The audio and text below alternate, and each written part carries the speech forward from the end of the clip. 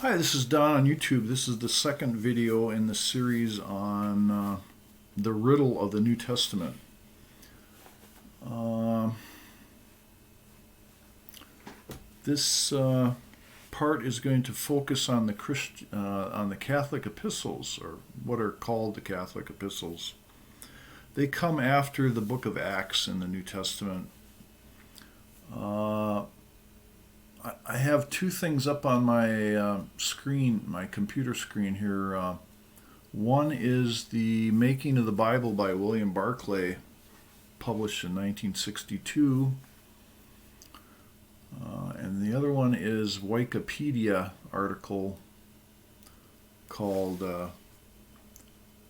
Onesimus, Bishop of Ephesus and Martyr. So here Barclay says, it is significant that in writings before AD 90 there is no mention of the letters of Paul and no references to them. So from 60 AD to 90 AD, Paul is a forgotten figure. Nobody is aware of him.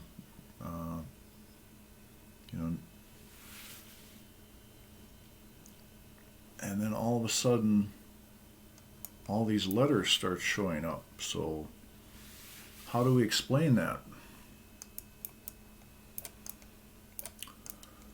Well, a theory was put forth by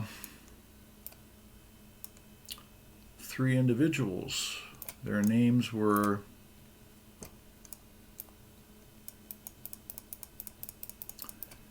E.J. Goodspeed and John Knox in America, and C.L. Mitten in Britain.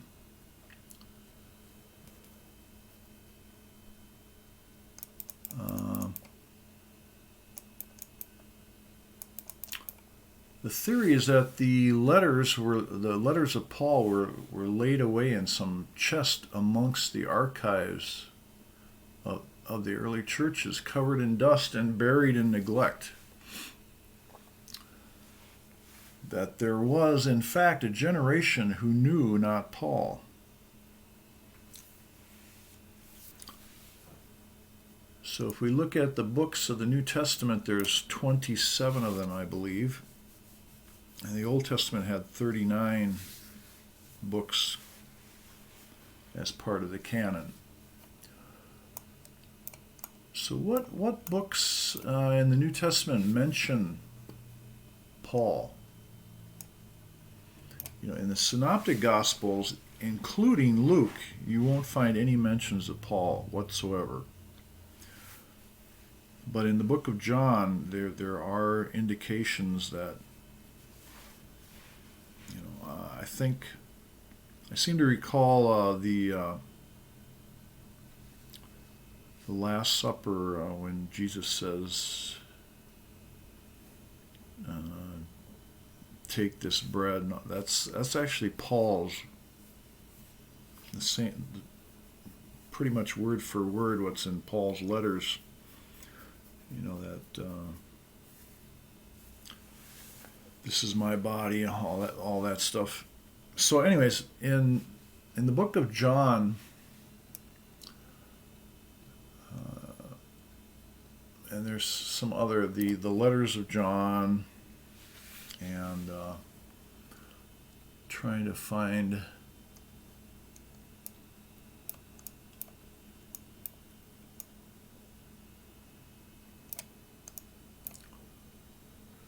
in James and Peter are the other two.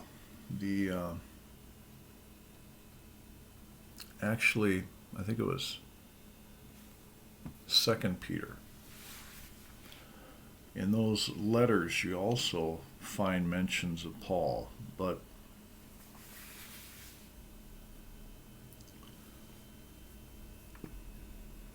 the answer to this riddle, as it turns out, is found in the book of Philemon. Philemon was a convert of Paul's The question has been posed, why is this book in the New Testament? Because the general rule is that the books that were selected had to have something to do with Christ, some theological importance.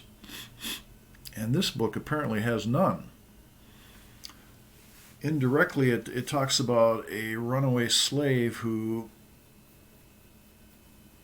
despite his poor standings in society or whatever, is able to have his life transformed by encountering Paul or Jesus through Paul. So Onimus, if you look in the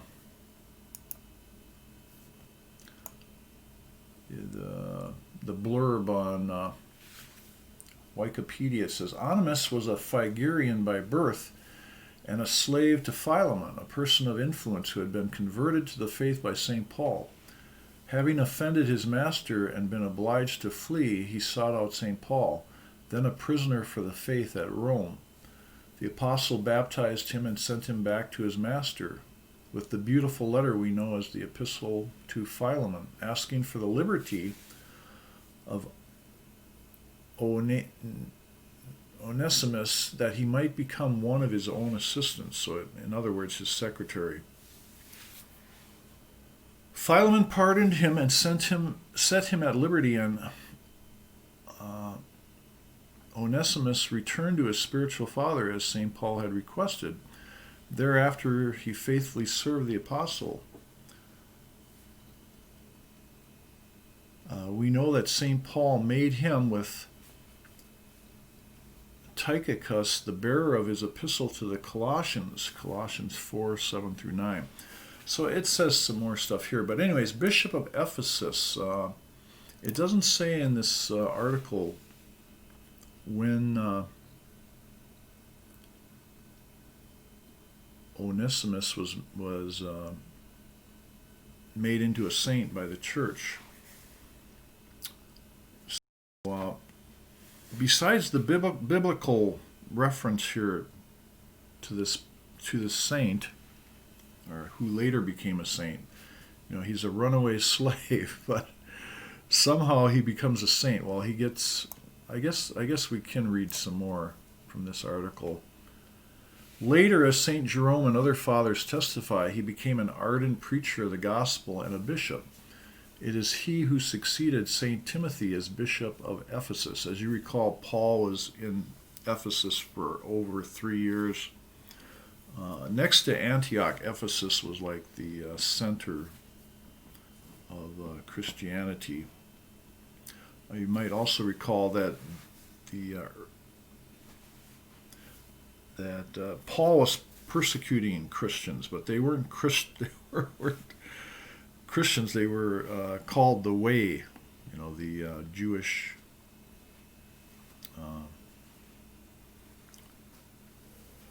Jewish believers who were led by James.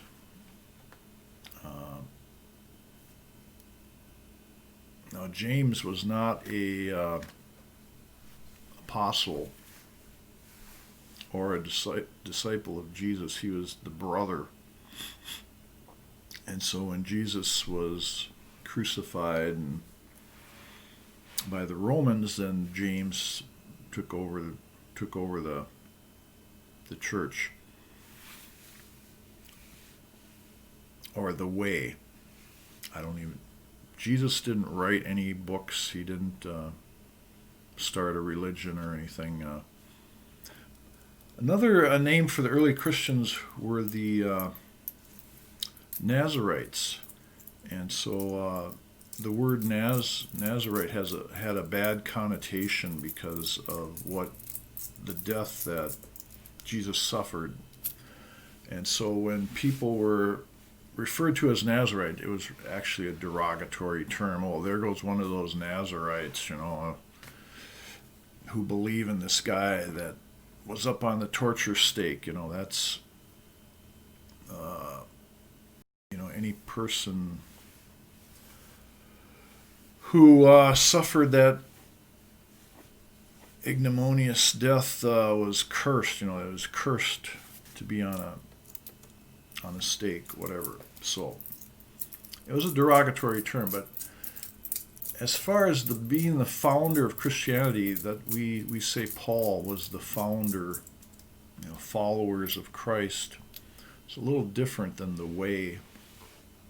That's who Paul was before he converted.